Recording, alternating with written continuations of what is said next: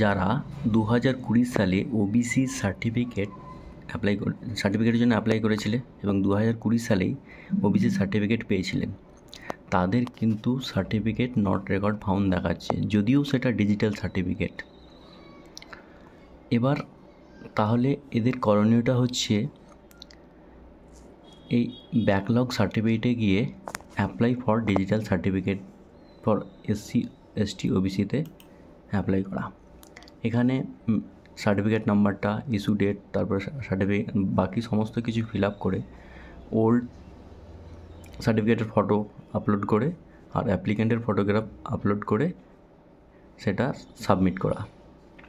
কিন্তু অনেক ক্ষেত্রে সেটা নিচ্ছে না, অ্যাকসেপ্ট হচ্ছে না, বা অ্যাকনলেজমেন্ট রিসিপ্ট এগুলো কিছু আসছে না। তাহলে তাদের ক্ষেত্রে করণীয় হচ্ছে তারা এসডিও বা বিডিও যে কোনো জায়গার একটা নিজের এসডিও বিডিও সেখানে বিএসকে বাংলা সহায়তা কেন্দ্রের থেকে এই অ্যাপ্লাইটা করা। কেন অনেক সময় সাধারণ